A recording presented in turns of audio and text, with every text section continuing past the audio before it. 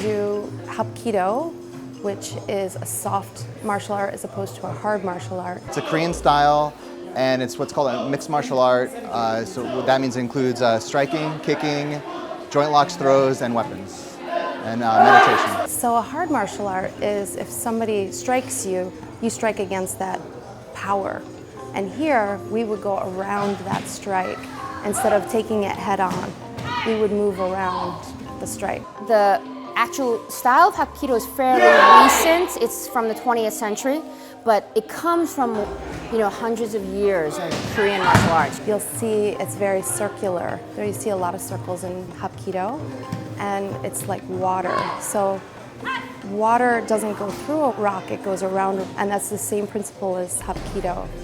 Like you redirect the opponent's energy. So it's really great for any body type, especially small people or women can do it and pick it up very easily. You can see a lot of women doing this and throwing big guys like no problem. And it's because we're using their energy against them.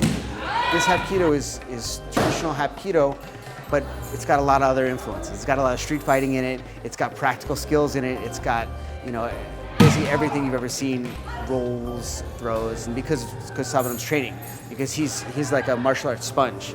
He goes out and whatever he sees and tries, he absorbs, embodies, and then can teach us.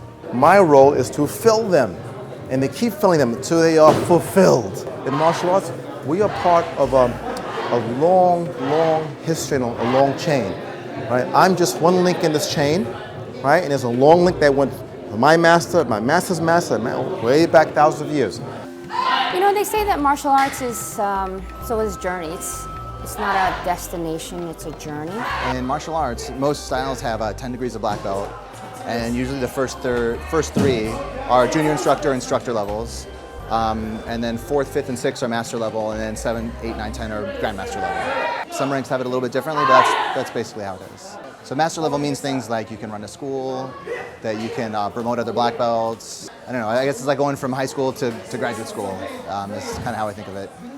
We've had some smaller presentations here. We haven't had one of our big black belt ceremonies in 6 years, so it's gonna be really great.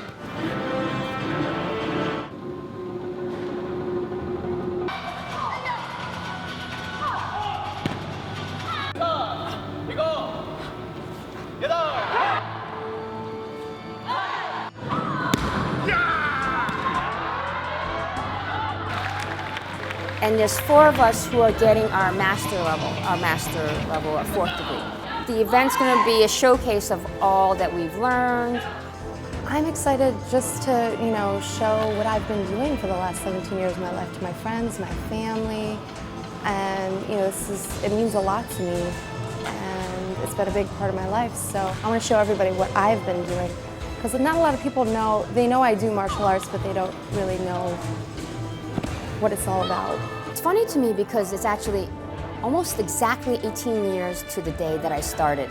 I came in, I took one class, and I signed up immediately. I'm like, this is for me.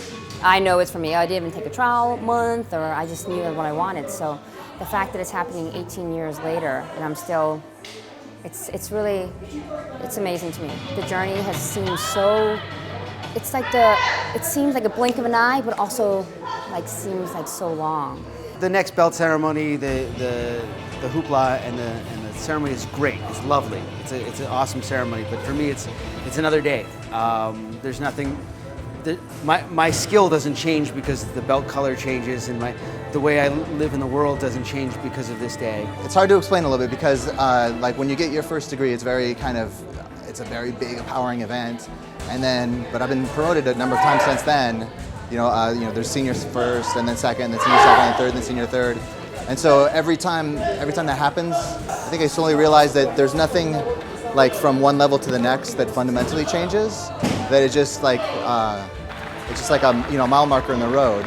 And so passing from one level to another level, for me, it doesn't have a lot of significance.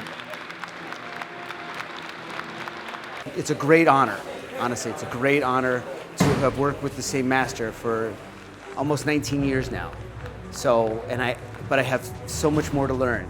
So to me, it's just another day that I have to learn something. And that's what I'm going to practice when I'm there. But for me, it's a great feeling because these people put in a lot of time, right? And I watched them grow, right? And I watched them grow to the point where I'm like, wow, Betty is as good as me at this, this, and that. Jill is as good as me. Well, Brad is good. No, really. And I'll tell my students in a second, they say, Simon, can you teach us that? I say, you know what? Betty actually has that way better than me now. Go see her. They have everything that I have, and they are a master, right? And they will continue it on.